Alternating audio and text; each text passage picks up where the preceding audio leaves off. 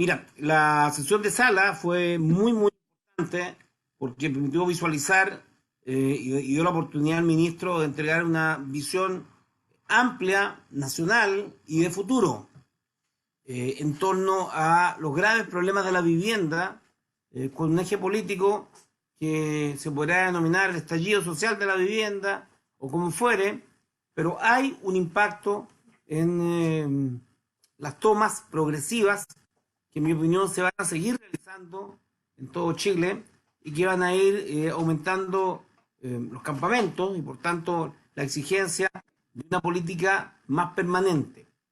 Entonces, tenemos experiencia recogida, tenemos Chile Barrio, tenemos Quiero mi barrio, tenemos el plan de mejoramiento de barrio, PMB, que se desarrollaron durante los gobiernos de la concertación, particularmente durante el gobierno del presidente Lago y parte también del presidente Frey.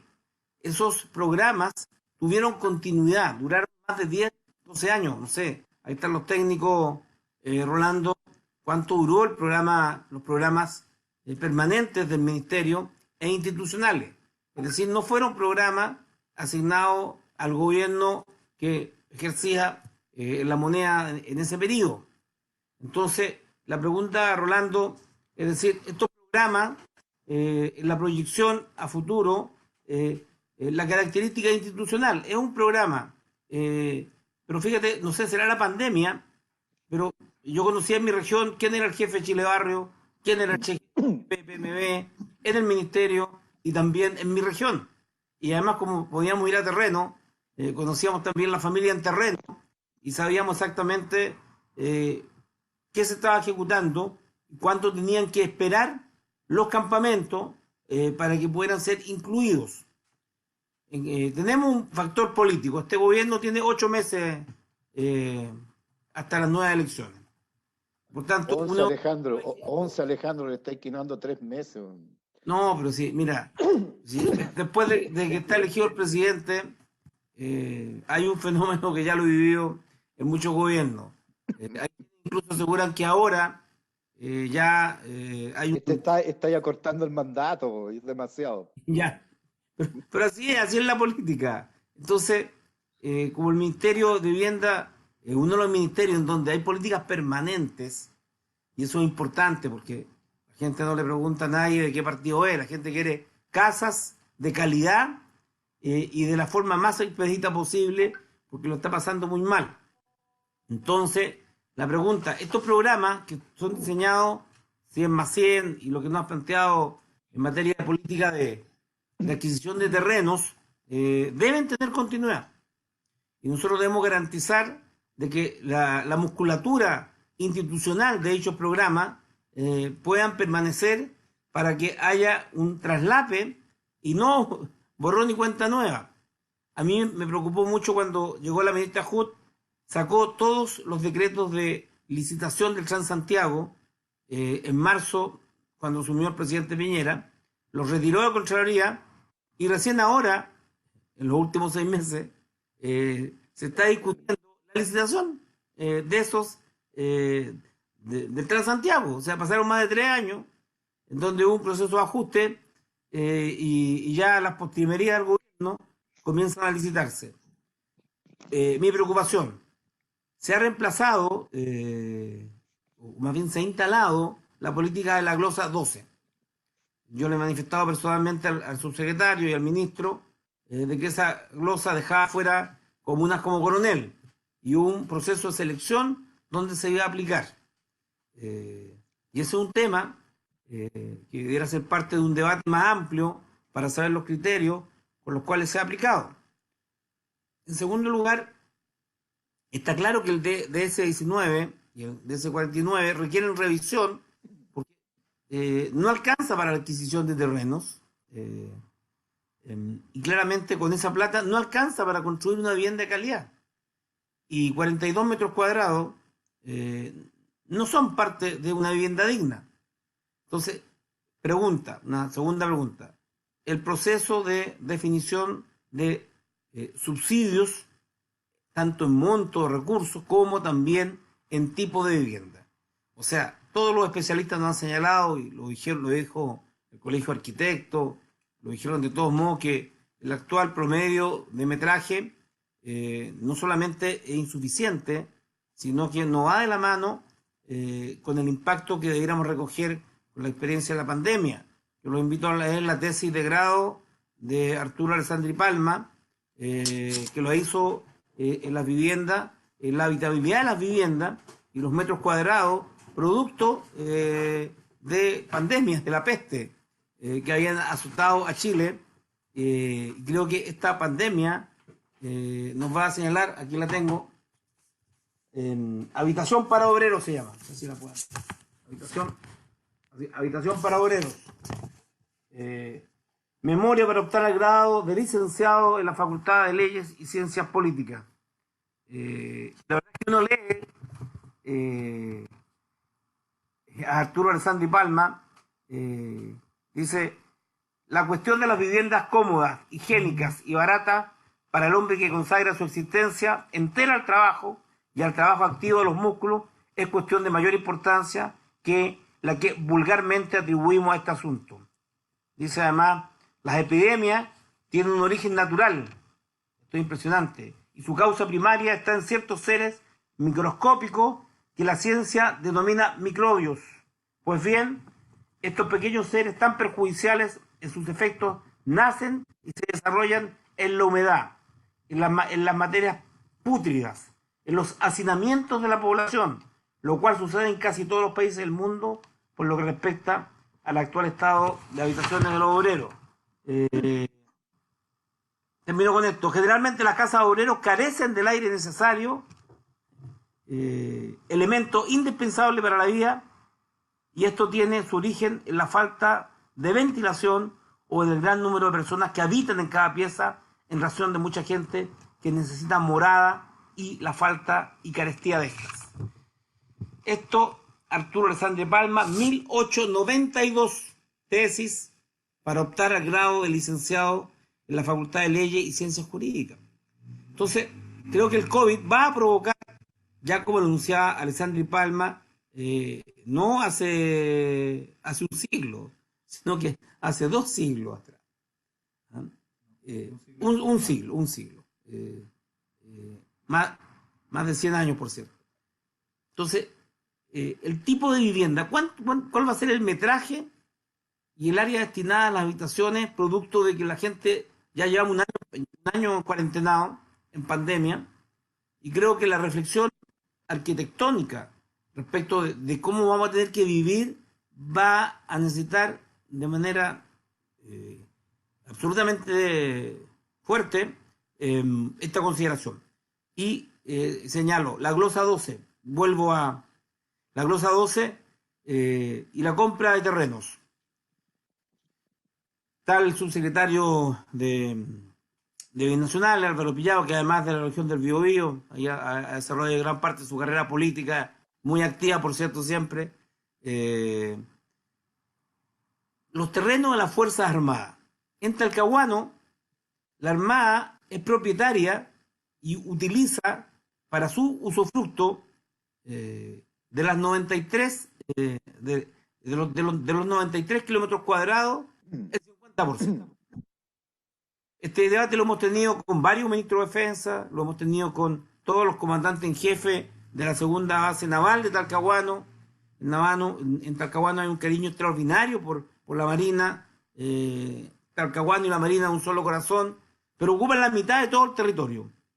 Y en Talcahuano no hay espacio para viviendas. Lo mismo con el ejército en mi región del Biobío y en todo Chile. Entonces yo aprovecho esta oportunidad de tener a los 2 subsecretarios, que son los que hacen la pega de terreno, y los que están a cargo de los números, de decirles de que es imprescindible e ineludible de que el ejército, la Armada, la Fuerza Aérea y todas las entidades públicas pongan a disposición del Ministerio de la Vivienda los terrenos fiscales que se les han asignado y que en caso alguno puedan venderlo para usufructo económico institucional, como lamentablemente ha ocurrido con muchos terrenos y han existido muchos conflictos al respecto. Por tanto, Ya lo ha señalado el presidente de la comisión, vamos a invitar al ministro de Defensa y a los encargados de las respectivas ramas para que nos digan, porque el departamento social de cada uno de las ramas de las Fuerzas Armadas, la venta de estos terrenos iba en relación a fortalecer algo que es muy adecuado y absolutamente pertinente, que es el financiamiento de la política social al interior de estas instituciones. Sin embargo, son terrenos públicos que les fueron asignados en algún momento, y en especial durante la dictadura, todas las ramas adquirieron grandes extensiones de terreno, y como el caso de mi región, se han trasladado, y en muchos lugares se han trasladado, y los regimientos que antes estaban en una ubicación han debido salir por diversos motivos de presión urbana, de logística propia de las Fuerzas Armadas, y esos terrenos están hoy día en propiedad de las Fuerzas Armadas,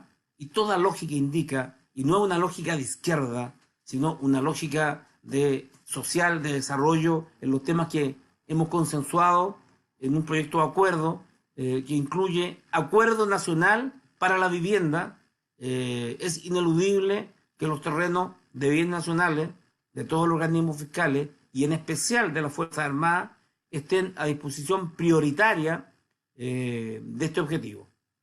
Eso, y me gustaría que el señor subsecretario de Bienes Nacionales, que nos hemos tenido la posibilidad de conversar, nos pudiera adelantar un criterio, y el subsecretario de Vivienda, en torno a los instrumentos como la glosa 12 y otros que están siendo utilizados hoy y que aparecen muy atractivos, pero también excluyentes de algún modo respecto a la demanda. Muchos de estos temas nos da para bastante, pero voy mencionando uno por uno, ¿cierto? El senador Navarro mencionaba, y muy bien, con gran visión, esto de que los programas, los proyectos tienen que tener continuidad. Yo creo que no hay que olvidar que estas temáticas tienen inercias muy grandes. Es decir, si es que alguien por ABC, alguien dijera, vamos a cortar todo esto y vamos a hacer todo de nuevo, vamos a refundar todo lo que se hace, tendría una afectación muy grande. Un tema histórico, que nos conocemos muy bien esta cartera, ¿no? Los programas Quiero mi barrio, como lo mencionaba bien el senador Navarro, es un programa que nace el año 2006 y se le ha dado todas las continuidades.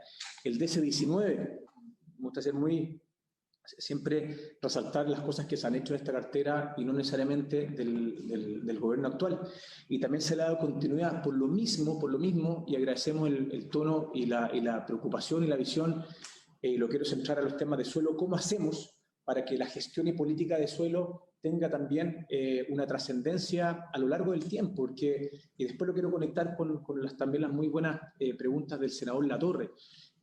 Cuando están las incertidumbres de los instrumentos, cuando no hay continuidad, el volver a partir de cero, la verdad es que se pierde demasiado tiempo hasta que se vuelven a repensar las cosas. Entonces, por eso que lo anclamos, el 100+100 lo hemos hablado con el ministro, nos interesa sobremanera que también tenga la continuidad.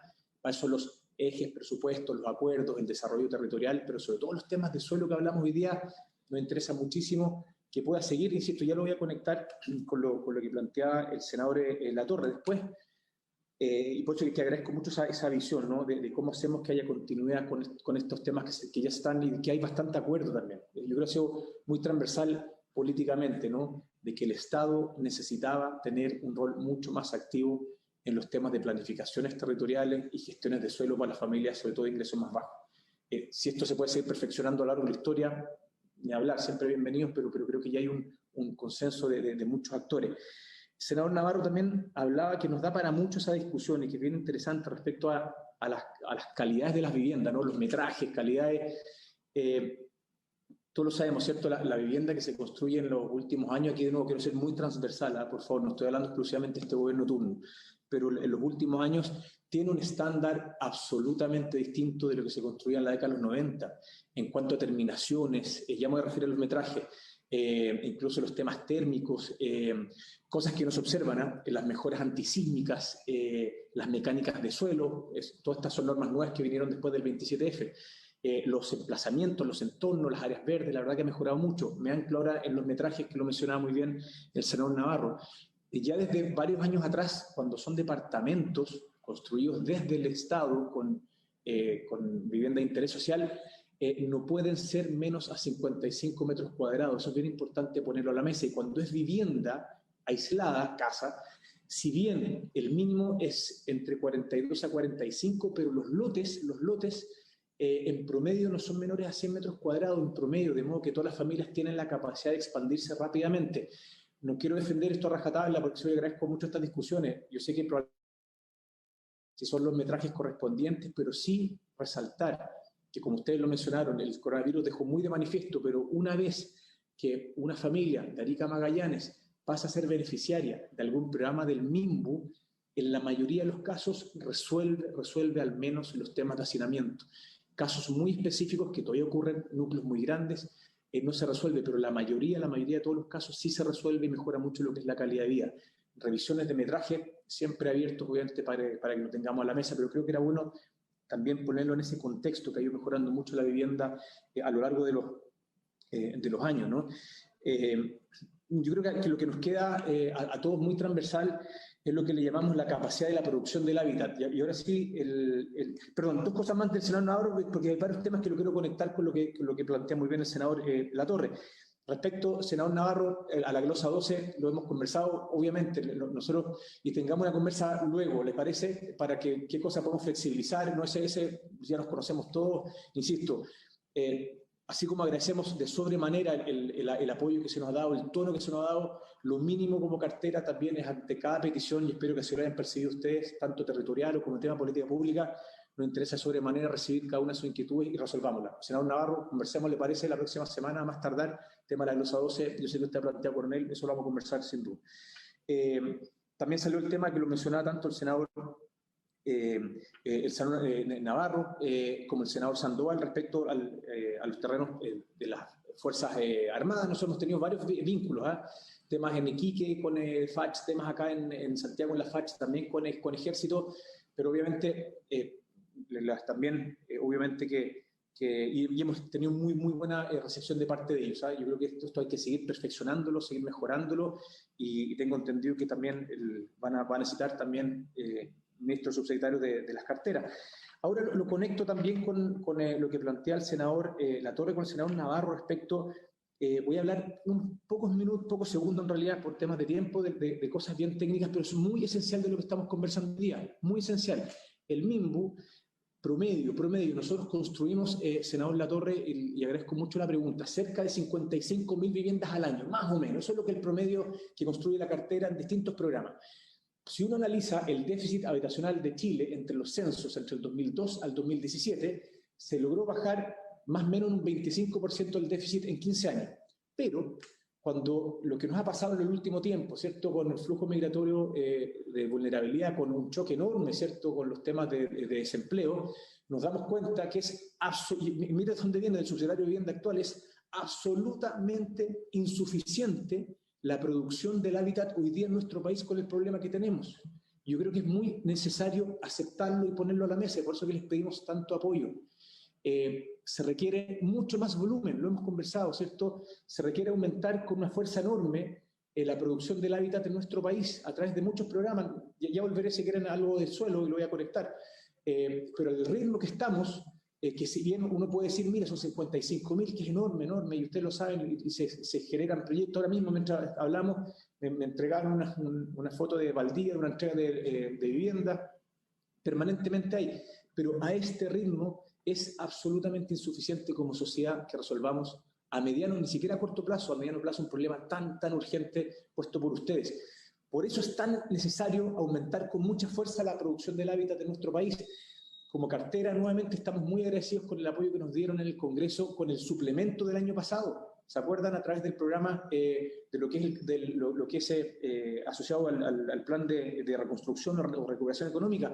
Pero lo que nosotros mismos somos los primeros interesados en decir que ojalá ese esfuerzo no sea solo ante la excepcionalidad de lo que está ocurriendo, sino que ojalá sea la nueva vara de la producción del hábitat de nuestra cartera para la próxima década. Y esto aquí quiere ser absolutamente transversal. Gobiernos que sean, cuales sean, los que sean, el MIMBU necesita subir la vara de la producción del hábitat. Hay mejores estándares, hay mejores localizaciones, pero a este volumen el problema es absolutamente enorme para lo que es la cartera.